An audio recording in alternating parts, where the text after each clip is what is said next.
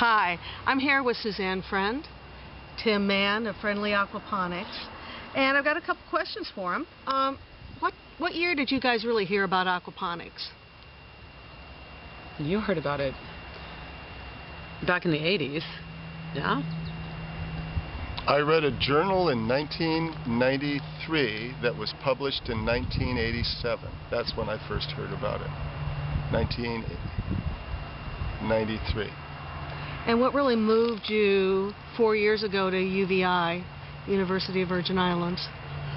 I'd looked into aquaculture before, and I decided that the numbers were really poor and it was too big a business risk to just start an aquaculture business. But we really liked the idea of raising food, and the idea of having aquaculture with vegetables added sounded like we could make enough income to actually make a go of it as a business. Okay, and do you have any other mentors besides your old instructors at UVI?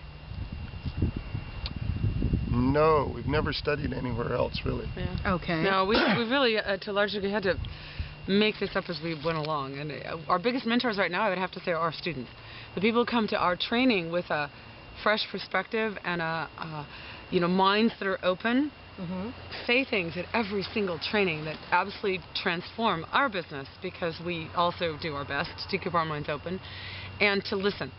And in this training, there were two separate things from two different people, both of whom gave us something we will go back and integrate immediately into our business. So I would say at this point, our greatest teachers are our students. Okay. Very much so. Now, listening to you, the last 4 years, your systems have evolved. Now, where do you see your systems going in the next 5 years? Into other people's lives. Hopefully, we'll increase efficiency. We'll decrease the need for first world construction materials. We're really looking to simplify and streamline.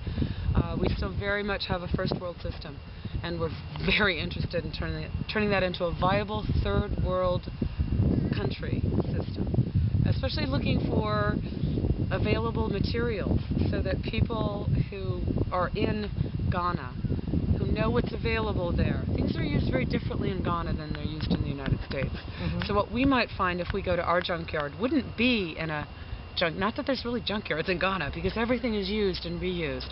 So everywhere there's different available materials. So what we're really interested in doing is sourcing these materials locally. So hopefully locally based, locally sourced systems of a third world nature. Tim, anything to add to that? That's the direction we've been going all along. We've been making our commercial systems more economical to build and more economical to operate, and that's all gone in the direction of the first viable third world system, because by its definition, a third world system is super cheap to build and super cheap in terms of energy to operate. It still has a really good output. That's what we're after. Okay, and throughout the 4 days, you guys have been so generous with your information, and you talk about open source. Where is that going? Explain. What we'd really like to see is, you know how everybody's got a computer and everybody knows what the internet is and everybody has email? Nobody says, email, what's that anymore, like they did 15 years ago. We'd like to see people refer to aquaponics like that. Okay. Neighborhood aquaponics discussion groups. Everybody's got a system in their backyard. The kids are trying out new kinds of systems, new configurations, because they don't want to be like the old fuddy-duddy adults growing in that kind of old aquaponics system. Sure. That's what we'd like to see. Suzanne? I'd say absolutely. That is an exciting future. We really have a lot of it's wide open right now. This is such a wide open space of possibility, and we can't do that alone. We absolutely are not even on the scale of doing what Tim just said. Having this be as ordinary as a car, having this be as ordinary as the internet is now. So that's the goal, is to turn this into something that's so, of course you raise your own food, or at least some of it. And we have so much food that we trade, we share openly and freely, open source with food the way we're open source with information. Long-term goal. Okay. We'd like to put ourselves out of business, frankly.